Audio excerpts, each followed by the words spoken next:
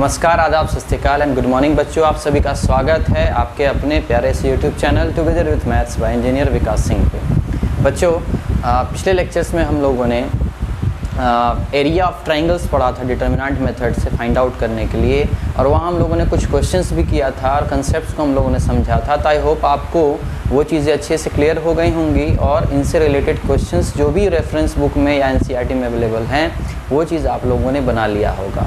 ठीक है, तो आज बच्चों हम लोग क्या करने वाले हैं, आज हम लोग पढ़ने वाले हैं एक न्यू टॉपिक। जो हमारा आज का टॉपिक क्या है बच्चों, माइनर्स एंड कोफैक्टर्स। ठीक है, ये भी बहुत इंपॉर्टेंट टॉपिक है बच्चों, बिकॉज ये एक बेस है, आप बोल सकते हो ये एक बेसिक चीज़ है, एक छोटा सा चीज़ है, लेकिन ये चीज़ कहीं ना कहीं यूटिलाइजेशन होता है आपको एडजॉइंट ऑफ अ मैट्रिक्स। जो हम लोगों ने मैट्रिक्स में बताया था मैंने आपको पहले भी कि मैट्रिक्स के कुछ और भी चीज़ें हैं, कुछ और भी ऐसे टॉपिक्स हैं जो आपको डिटर्मिनेंट में पढ़ना होता है। तो बच्चों वो टाइम आ गया है, ठीक है, वो टाइम का बस आप समझ लो इस्तेमाल हम लोग करना शुरू कर चुके हैं आज से। ये बेसिक चीज़ है बस उस चीज़ का। अगर ये चीज़ आपका क्लियर है तो हम लोग एक टॉपिक पढ़ेंगे बच्चों डिटर्मिनेंट में ही, जो मैट्रिक्स का ही टॉपिक है, एडजॉइंट ऑफ अ मैट्रिक्स। और उस एडजॉइंट ऑफ अ मैट्रिक्स को फाइंड आउट करने के लिए आपको माइनर्स एंड कोफैक्टर्स का आना बहुत ज़रूरी है। ठीक है, और साथ साथ जब आप एडजॉइंट ऑफ अ मैट्रिक्स सीख जाओगे तो हम लोगों ने बच्चों 11th मैट्रिसेस में एक टॉपिक पढ़ा था इन्वर्स ऑफ अ मैट्रिक्स। तो वो इन्वर्स फाइंड आउट करने के लिए हम लोगों ने बहुत लंबा चौड़ा प्रोसीजर देखा था, लेकिन डिटर्मिनेंट में हम फिर से इन्वर्स ऑफ अ मैट्रिक्स निकालने सीखेंगे, लेकिन तरीका थोड़ा सा उससे क्या होगा, डिफरेंट होगा।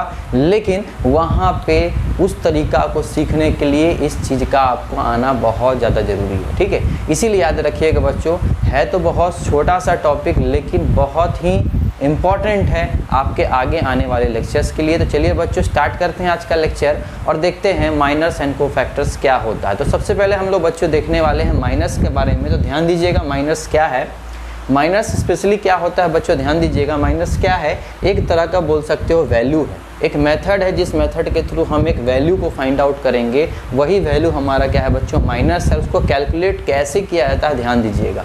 यहाँ बोला गया है minor of an element AIJ, मतलब हमारे पास डिटर्मिनेंट होगा और डिटर्मिनेंट मौजूद होगा बच्चों एलिमेंट, और उस एलिमेंट को जनरली रिप्रेजेंट कर रहे हैं हम लोग किससे, AIJ। जैसे एग्जांपल के तौर पे आप ये डिटर्मिनेंट देख सकते हो, इस डिटर्मिनेंट की ये बच्चों एलिमेंट्स हैं और इन्हीं एलिमेंट्स को मैं AIJ से रिप्रेजेंट कर रहा हूँ। मतलब अगर ये A11 है, ये A12 है, ये A13 है, ये A21 है, ये A22 है, ये A23 है, ये A31, ये A32 और ये A33 है। इट मीन्स ये सारे एलिमेंट्स को जनरल तौर पे हम लोग क्या बोल सकते हैं, AIJ। ठीक है, तो बोला गया इस AIJ नाम के एलिमेंट का माइनर, ठीक है, कैसे ऑब्टेन किया जाता है।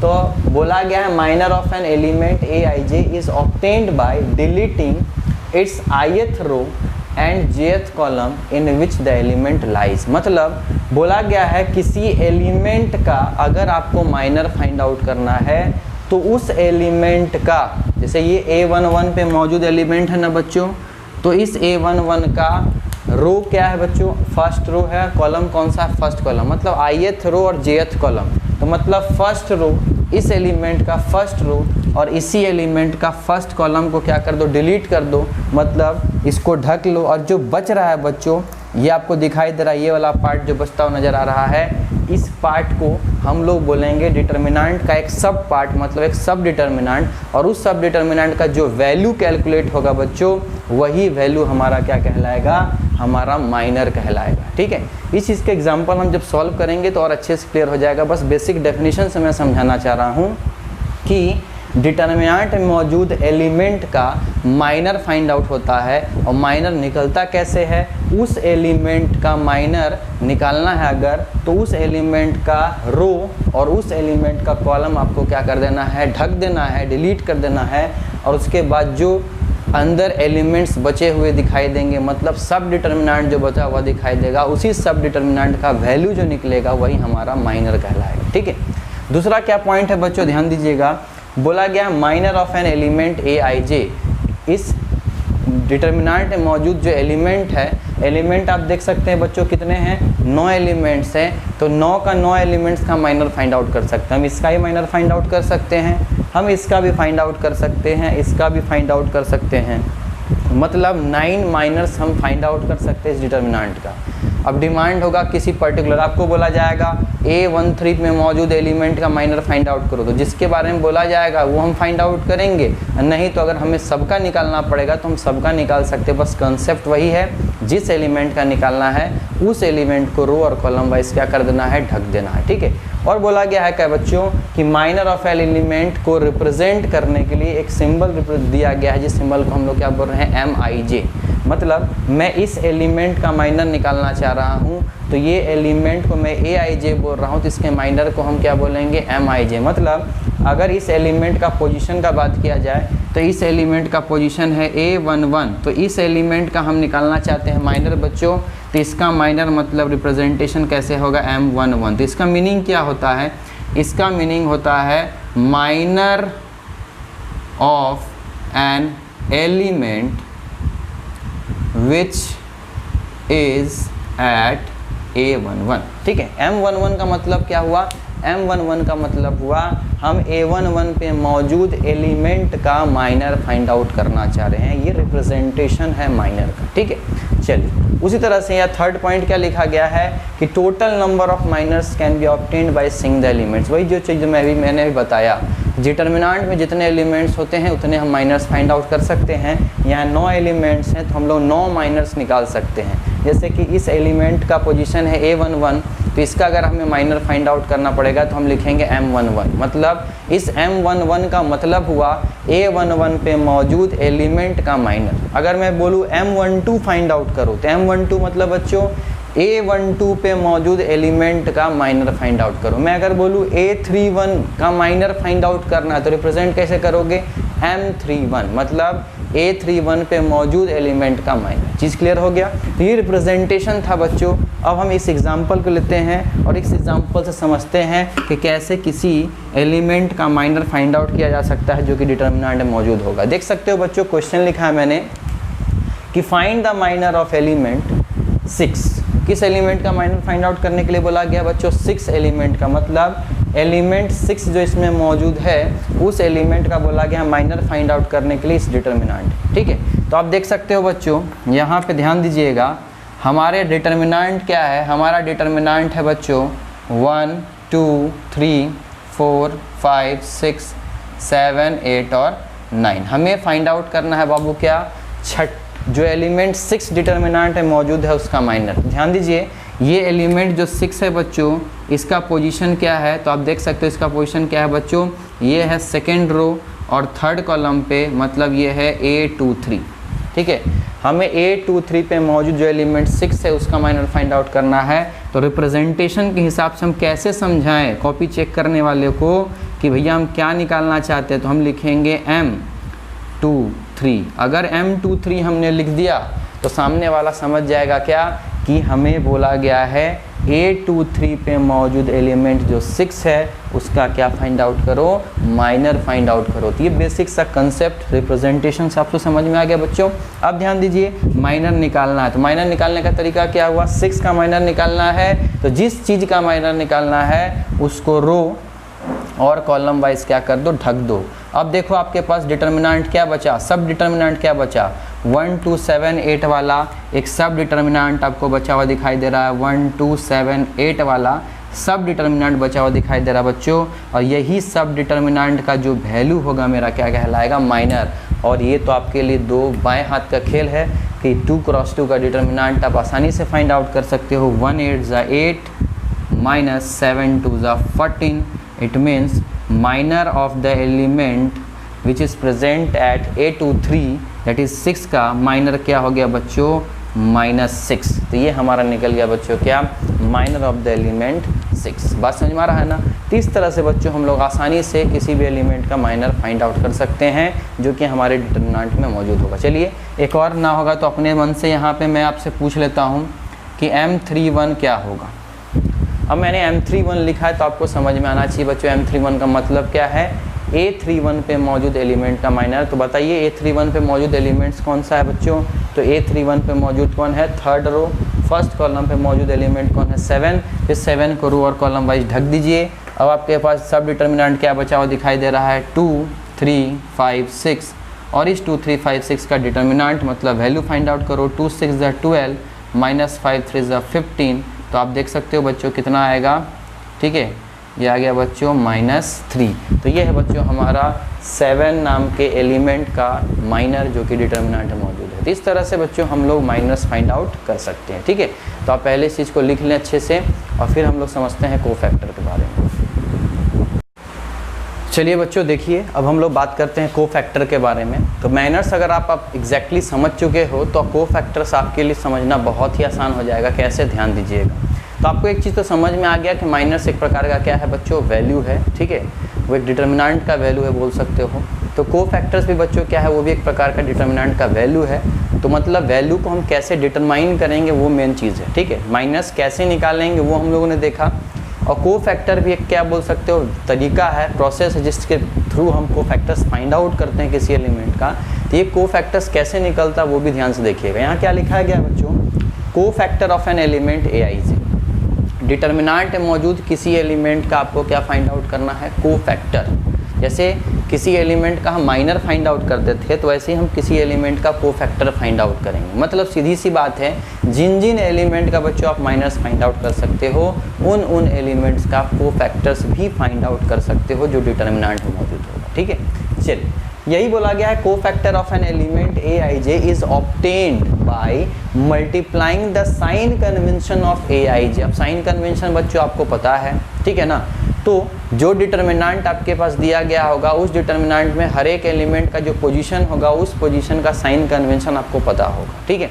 तो सीधी सी बात है, बोला गया अगर आपको कोफैक्टर निकालना है जिस एलिमेंट का, तो उस एलिमेंट का साइन कन्वेंशन को आप मल्टीप्लाई करो उसी के माइनर से। मतलब मैं अगर पिछले वाले केस को बताऊं तो पिछला केस में याद करो, एलिमेंट 6 का हमें बोला गया था माइनस फाइंड आउट करने के लिए। तो सीधी सी बात है, अगर उसी एलिमेंट का मैं बोलूँगा कोफैक्टर फाइंड आउट करने के लिए, तो आपको कोफैक्टर कैसे निकालना है बच्चों, उस एलिमेंट का साइन कन्वेंशन को मल्टीप्लाई कर देना उसी एलिमेंट के माइनर से, ठीक है। मतलब माइनर निकालने आता है, बस उसमें मल्टीप्लाई कर देना हमको उसी एलिमेंट का साइन कन्वेंशन। तो हमें क्या मिल जाएगा बच्चों, हमें मिल जाएगा कोफैक्टर। जैसे माइनस को रिप्रेजेंट करने के लिए हम लोगों ने MIJ का सहारा लिया था, और MIJ क्या रिप्रेजेंट करता था, minor of the element AIJ। उसी तरह से बच्चों कोफैक्टर को रिप्रेजेंट करने के लिए, cofactor of an element AIJ is represented by या तो कैपिटल AIJ या तो कैपिटल CIJ, ठीक है। तो कभी कभी आपको कैपिटल AIJ भी दिख सकता है, कभी कभी आपको कैपिटल CIJ भी दिख सकता है। तो ध्यान रखिएगा इस बात को, AIJ CIJ मतलब क्या है, cofactor of an element AIJ, ठीक है। अब देखिए यहाँ पे मैंने लिख दिया है इस पूरे कंसेप्ट को, मतलब इसका मीनिंग क्या है वही चीज़ मैंने लिखा है कि AIJ मतलब cofactor of an element AIJ क्या होगा, साइन कन्वेंशन ऑफ AIJ। जो AIJ का साइन कन्वेंशन है वो मल्टीप्लाई बाय उसी AIJ एलिमेंट का भैया क्या, माइनर। निकालो, काम खत्म, आसानी से कोफैक्टर निकल जाएगा। चलिए वही एग्जाम्पल देखते हैं फिर से, ध्यान दीजिएगा। यहाँ आपके सामने डिटर्मिनेंट क्या है बच्चों, डेल्टा से मैंने बताया था बच्चों डिटर्मिनेंट को रिप्रेजेंट करते हैं। तो याद रखिएगा इस चीज़ को, 4 5 6 7 8 9, ठीक है। आपसे बच्चों बोला गया find the cofactor of the element 6। ये एलिमेंट 6 कौन सा पोजीशन पे बच्चों, तो याद से देखो ये एलिमेंट हमारा मौजूद है सेकेंड रो थर्ड कॉलम पे। तो मैंने लिख दिया 8 2 3, और 8 2 3 का मतलब आपको समझ में आ गया, आपको समझ में आ गया कि element which is present at 8 2 3, small 8 2 3 is the minor, ठीक है। इसका माइनर हमारा क्या है, कैपिटल 8 2 3, ठीक है। या इसी को आप बोल सकते हो कैपिटल C23, ठीक है। Sorry, cofactor by mistake minor बोल दिया, ठीक है। तो इसका कोफैक्टर हमें निकालना है बच्चों। तो कोफैक्टर क्या हो गया, या तो C23 या तो कैपिटल 8 2 3, किसका, उस एलिमेंट का जो स्मॉल 8 2 3 पे मौजूद है, जो कि कौन है, 6। तो सीधी सी बात है, इस 6 का साइन कन्वेंशन क्या बच्चों, तो साइन कन्वेंशन आपको पता है 3 × 3 का plus minus plus minus plus minus plus minus plus. तो 6 कहाँ मौजूद था बच्चों, इस जगह पे 6 मौजूद था। तो देख सकते हो इसका साइन कन्वेंशन माइनस है, तो हम लोगों ने -1 मल्टीप्लाई कर दिया किससे, ठीक है। इस 6 का साइन कन्वेंशन क्या है बच्चों, माइनस, तो -1 इंटू इस 6 का कोफैक्टर बच्चों। तो इसका कोफैक्टर कैसे निकालोगे, इसको ऐसे ढकना है, इसको ऐसे ढकना है। मतलब सीधी सी बात है, आप लिख सकते हो, एक बार समझने के लिए आपके लिए मैं लिख देता हूँ M23, जो कि क्या हो जाएगा -1 इंटू इस M23 का मतलब इसको आपको ढकना है और यहाँ आ जाएगा 1 2 7 8 और इस चीज़ को जब आप सॉल्व करोगे बच्चों तो ये कितना आया था -6 आया था और ये माइनस मिला करके देख सकते हो ये कितना आया था 8 और ये 14 तो ये आ जाया था -6 और ये कम्प्लीटली हमको रिजल्ट कितना मिल गया बच्चों 6 मिल गया। मतलब इसको देख करके आपको इतना समझ में आ जाना चाहिए कि बच्चों हमारा जो आंसर होगा वो हमारा आंसर कितना होगा +6। यही +6 हमारा क्या कहलाएगा बच्चों हमारा कोफैक्टर ऑफ A23। ठीक है, तो सीधी सी बात है कोफैक्टर निकालना बहुत आसान है। माइनर्स अगर आपको पता है निकालने तो आप आसानी से कोफैक्टर फाइंड आउट कर सकते हो। ठीक है, अब देखिए इसी में बहुत कोई फार्मूला है ना, बुक्स वगैरह में NCERT वगैरह में देखोगे तो इसका यही फार्मूला लिखा हुआ रहता है। क्या बच्चों, यहीं पे देखना आपको यहाँ लिखा रहेगा I + j करके -1 का पावर I + j × MIj। भैया चीज़ वही है, ध्यान दीजिएगा। इतना दिमाग क्यों लगाने जाएंगे, साइन कन्वेंशन हमें जब पता है तो हमें ज़्यादा सोचना नहीं है, इतना फार्मूला रटने वाला काम हमसे नहीं हो पाएगा। ठीक है, तो बस साइन कन्वेंशन दिमाग में सेट रखिए, आपका काम तमाम। ठीक है, चलिए इस तरह से हम कोफैक्टर्स फाइंड आउट कर सकते हैं। तो इस तरह से आप कोफैक्टर्स बना लेते हैं। चलिए बच्चों बात करते हैं माइनर्स और कोफैक्टर्स से रिलेटेड कुछ एक इम्पॉर्टेंट पॉइंट का, जो कि बहुत ज़्यादा इम्पॉर्टेंट है एग्जामिनेशन पॉइंट ऑफ व्यू से ऑब्जेक्टिव क्वेश्चंस के लिए। थोड़ा समझना इस चीज़ को, बहुत अच्छा चीज़ है। यहाँ पे मैंने एक पॉइंट लिखा है नोट में, क्या कि value of a determinant is equal to क्या होता है, sum of the product of the element of any row और any column with their corresponding cofactor. ठीक है, बोला गया है डिटर्मिनेंट का वैल्यू किसके बराबर होता है, डिटर्मिनेंट में मौजूद किसी रो का एलिमेंट और उसके करस्पॉन्डिंग कोफैक्टर का मल्टीप्लिकेशन और सम। ठीक है, मतलब जैसे मान लो मैं बोल रहा हूँ कि ये मेरा A11 है, ये मेरा A12 है, ये A13 है, ये A21 है, ये A22 है, ये A23 है, ये A31 है, ये A32 है और ये A33 है। ठीक है, तो बोला गया है डिटर्मिनेंट का जो वैल्यू होता है, इसके अनुसार अगर मैं बोलूँ तो इसके अनुसार बोला गया है डिटर्मिनेंट का जो वैल्यू होता है वो क्या होता है, एलिमेंट का मल्टीप्लिकेशन किसी भी रो के।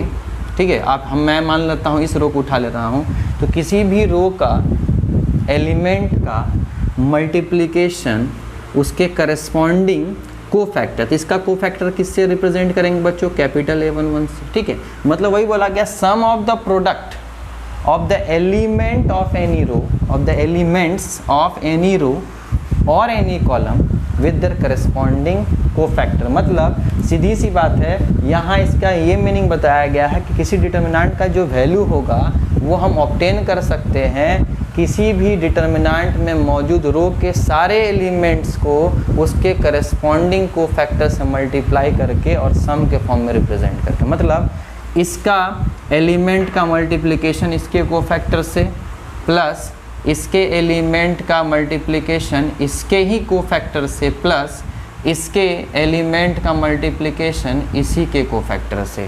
और ये जो रिज़ल्ट आपको देगा ना बच्चों, ये आपको एग्जैक्टली डिटर्मिनेंट का ही वैल्यू देगा। अब आप बोल रहे हो कि नया तरीका है क्या, जी नहीं, नया तरीका नहीं है, वही चीज़ है जो हम लोग शुरू से एक्सपेंशन से करते आए थे, लेकिन हम लोगों ने इन चीज़ों को उतना विजुअलाइज नहीं किया था वहाँ। ठीक है, या तो आप दूसरा तरीके से ऐसे ही बोल सकते हो कि हम डिटर्मिनेंट कैसे फाइंड आउट कर सकते हो। ध्यान से देखिएगा बच्चों, फर्स्ट रो का एलिमेंट को उठाए थे तो उन्हीं के करस्पॉन्डिंग कोफैक्टर को हम मल्टीप्लाई करके जोड़े हैं। ठीक है, उसी तरह से मैं अगर सेकेंड रो के एलिमेंट्स को उठा लेता तो ये A21, तो यहाँ आना चाहिए था कैपिटल A21 प्लस A22, तो ये कैपिटल A22 प्लस A23, तो ये कैपिटल A23।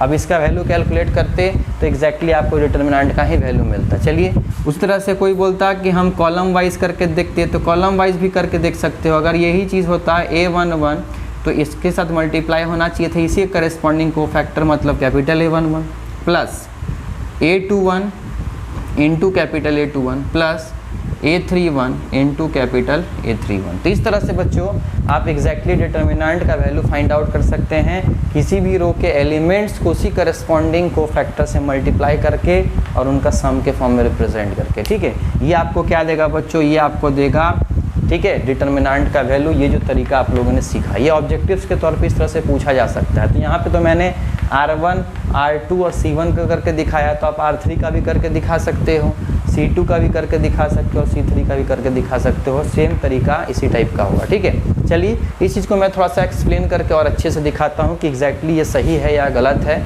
इस चीज़ को मैं एक्सप्लेन करके दिखाता हूँ, थोड़ा ध्यान दीजिएगा। मान लीजिए बच्चों, थोड़ा ध्यान दीजिएगा, मैं एक एग्जाम्पल आपके सामने ले रहा हूँ, ठीक है।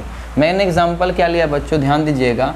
मैंने लिया एक डिटर्मिनेंट, ठीक है, जिसका एलिमेंट क्या है बच्चों, 1 2 3 4 5 6 7 8 और 9, ठीक है। मैंने बोला बच्चों कि हम एक्सपेंशन करेंगे इस डिटर्मिनेंट का, ठीक है, एक्सपेंशन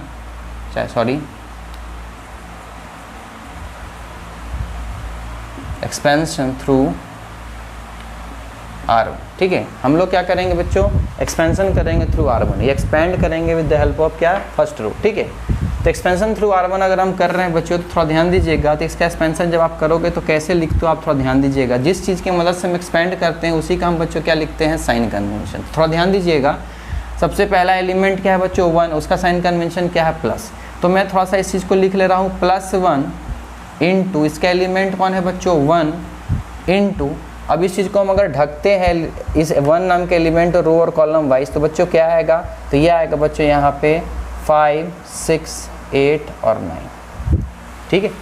चलिए उसी तरह से दूसरा एलिमेंट कौन है बच्चों, 2, उसका साइन कन्वेंशन क्या है, -1, ठीक है। तो मैं इसको लिख रहा हूँ बच्चों, क्या ध्यान दीजिएगा, मैं बीच में प्लस लिख रहा हूँ और साइन कन्वेंशन को मैं -1 लिख रहा हूँ, और ये एलिमेंट हमारा क्या है, 2 है, ठीक है। और अब इस चीज़ को जब हम ढकेंगे बच्चों, तो इसका सब डिटर्मिनेंट क्या आएगा, 4 6 7 और 9, ठीक है। चलिए उसी तरह से हमारा तीसरा एलिमेंट कौन है, 3, उसका साइन कन्वेंशन क्या है, प्लस। तो मतलब प्लस, ये साइन कन्वेंशन को मैं दिखा रहा हूँ जानबूझ करके ताकि आपको यहाँ तक पहुँचा सकूँ, इंटू 3, और इसको ढकने के बाद सब डिटर्मिनेंट क्या आएगा, 4 5 7 8, मतलब 4 5 7 और 8, ठीक है। चलिए बच्चों थोड़ा ध्यान से देखिएगा, मेरे बातों को समझिएगा मैं क्या करना चाह रहा हूँ, ठीक है। ये बच्चों क्या है, ये सब जो मैं ब्रैकेट में लिखा हूँ ये क्या है बच्चों, ये साइन कन्वेंशन है, ठीक है। थोड़ा ध्यान से सुनना मेरे बातों को, ये क्या है, साइन कन्वेंशन है, ठीक है। और ये बच्चों क्या है, ये 1 2 और 3 क्या है, ये हमारा एलिमेंट, ठीक है। तो मैं थोड़ा ध्यान देना क्या कर रहा हूँ, 1 को इधर कर ले रहा हूँ, इनटू इस ब्रैकेट में मैं लिख रहा हूँ +1, और ये डिटर्मिनेंट के अंदर 5 6 8 और 9, ठीक है। चलिए उसी तरह से प्लस मैं काम कर रहा हूँ, इस एलिमेंट को थोड़ा बाहर लिख रहा हूँ, इस ब्रैकेट के अंदर मैं लिख रहा हूँ साइन कन्वेंशन इंटू 4 6 7 और 9, ठीक है। उसी तरह से मैं इस एलिमेंट को बाहर लिख रहा हूँ 3 को, और ब्रैकेट के अंदर लिख रहा हूँ इसी साइन कन्वेंशन +1 को और 4 5 7 8 को। बस बच्चों थोड़ा सा उस टाइप का व्यू लाने के लिए मैं इतना काम कर रहा हूँ, इतना जानबूझ कर करके दिखा रहा हूँ कि ये चीज़ एग्जैक्टली सही है। चलिए देखिए, उसके बाद अगर आप सोचोगे चीज़ को अच्छे से समझोगे बच्चों, तो ये 1 क्या है, ध्यान से देखना, ये 1 क्या है। तो 1 हमारा वो एलिमेंट है जो का पोजीशन क्या है बच्चों, इसका पोजीशन है A11, ठीक है। ध्यान से देखिएगा, इस 1 का पोजीशन क्या है, A11 इनटू, ये ध्यान से देखिए बच्चों, ये क्या है, ये देखिए ध्यान से बच्चों, ये क्या है हमारा साइन कन्वेंशन, ये हमारा क्या है, ये है हमारा बच्चों साइन कन्वेंशन, ठीक है।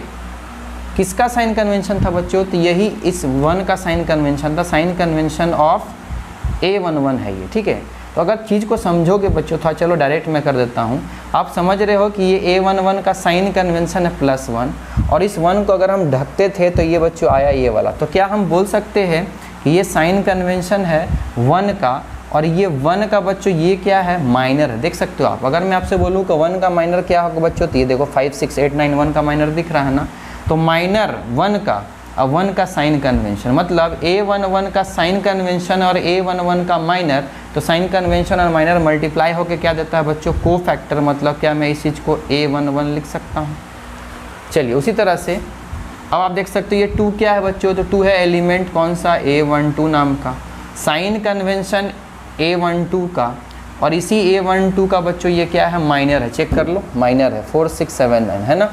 तो हम साइन कन्वेंशन इसी A12 का और उसी का माइनर है, तो दोनों मिला के मल्टीप्लाई कर दोगे तो क्या बन जाएगा बच्चों, तो A12 का कोफैक्टर, उसी तरह से ये 3 क्या है बच्चों, एलिमेंट है, कौन सा, A13, और इसका ये साइन कन्वेंशन +1, और इसी का चेक कर सकते हो बच्चों, ये क्या है, माइनर है, तो हम बोल सकते हैं साइन कन्वेंशन और माइनर मल्टीप्लाई हो गया तो बन गया इसी A13 का कोफैक्टर। तो आप देख सकते हो बच्चों, यही एक्सपेंशन के थ्रू मैंने वही रिज़ल्ट निकाल दिया। इस रिज़ल्ट को देख करके हमें समझ में क्या आया, इस रिज़ल्ट को देख करके हमें ये समझ में आएगा कि डिटर्मिनेंट का वैल्यू कभी भी फाइंड आउट करते हो तो ऐसे भी समझ सकते हो कि किसी एलिमेंट का मल्टीप्लिकेशन उसी के करस्पॉन्डिंग कोफैक्टर से कर दिया जाए, ठीक है, मतलब किसी रो के, है ना, एलिमेंट्स का मल्टीप्लिकेशन उसी के करस्पॉन्डिंग किससे, कोफैक्टर से कर दिया जाए तो उससे हमें, और सबको सम के फॉर्म में लिख दिया जाए तो बच्चों इससे हमें क्या मिलता है, हमारा डिटर्मिनेंट मिलता है। ये बहुत इंपॉर्टेंट प्रॉपर्टी है बच्चों, ध्यान दीजिएगा, इससे आप इजीली क्वेश्चंस को बहुत आसानी से सॉल्व कर सकते हो, और ये कहीं ना कहीं बोल सकते हो एक तरह से ऑब्जेक्टिव पॉइंट ऑफ व्यू के लिए आपसे पूछा जा सकता है, ठीक है ना, कि 4 ऑप्शन जैसे आपके एनसीईआरटी में भी दिया गया, इसी से रिलेटेड एक बोल सकते हो ऑब्जेक्टिव क्वेश्चन है। अगर कंसेप्ट आपको समझ में आ गया है, रिप्रेजेंटेशन आप क्लियर आपको समझ में आता है, तो आप आसानी से इस टाइप के क्वेश्चंस का ऑब्जेक्टिव बना सकते हो, ठीक है। तो बच्चों आज हम लोगों ने पढ़ा माइनर्स और कोफैक्टर्स, और माइनर्स और कोफैक्टर्स से रिलेटेड जो एक इम्पॉर्टेंट पॉइंट है जो मैंने यहाँ डिस्कस किया है बच्चों, वो भी आप ध्यान दीजिएगा। ये चीज़ बहुत ज़्यादा इंपॉर्टेंट है ऑब्जेक्टिव पॉइंट ऑफ व्यू से, इसलिए इस चीज़ को इतने हल्के मत लेना, ठीक है। पहले आप इन चीज़ों को अच्छे से बना लीजिए फ्रेंड्स, और वीडियो पसंद आ रहा है तो वीडियो ज़रूर लाइक करें, जितना हो सके चैनल को शेयर करें, सब्सक्राइब करें, बिकॉज मेहनत कहीं ना कहीं हम लोग कर रहे हैं, आपके लिए कर रहे हैं, तो कोशिश करें कि कम से कम एक पॉजिटिव चीज़ के तौर पे अगर आपके तरफ से कुछ मिलना चाहिए तो वो एक लाइक कम से कम ज़रूर दे देना। तब तक के लिए बाय बाय, टेक केयर बच्चों, अपना ख्याल रखिएगा, ठीक है, और कोशिश करें जितना हो सके पढ़ाई में ज़्यादा से ज़्यादा समय दीजिए, टाइम वेस्ट ना करें, बिकॉज बहुत कोई बच्चे इस सोच में डूबे हुए होंगे कि कुछ ही दिन में लॉकडाउन खुल जाएगा, फिर कोचिंग स्टार्ट हो जाएंगी, फिर हम मैनुअल क्लासेस के लिए जाएंगे। ये बच्चों शायद अभी हो सकता है 2-3 मंथ तक पॉसिबल ना भी हो, इसका कोई गारंटी नहीं। इसीलिए जो चीज़ जहाँ से मिल रहा है बच्चों, उन चीज़ों को आप पढ़ते रहिए, कंटिन्यू रखिए पढ़ाई को बीच में डिस्टर्ब नहीं कीजिए, नहीं तो आपको कहीं ना कहीं आगे चल के बहुत प्रॉब्लम फेस करना पड़ेगा। बार बार इन चीज़ों से हम लोग रिक्वेस्ट कर रहे हैं आप लोगों से कि कम से कम अब उम्मीद लगा करके ना बैठें कि ऑफलाइन क्लासेस स्टार्ट हो जाएंगी जस्ट 2-4 दिन के बाद, 5 दिन के बाद। ऐसा कुछ नहीं होने वाला है अभी, जब तक केसेस पूरी तरह से ख़त्म नहीं हो जाता है। गवर्नमेंट इतना जल्दी एक्शन नहीं लेने वाला है कोचिंग और स्कूल्स को ओपन करने के लिए। तो इसीलिए अगर ओपन हो भी जाती है तो बहुत ही सोच समझ करके हम लोगों को भी क्लास लेना पड़ेगा, और आपको भी आना पड़ेगा, आपके गार्जियंस को भी आना पड़ेगा। इसीलिए टाइम वेस्ट ना करें, जो मिल रहा है उन चीज़ों को ले और पढ़ाई जारी रखें, ठीक है। चलिए फिर मिलेंगे नेक्स्ट लेक्चर में, तब तक के लिए बाय बाय।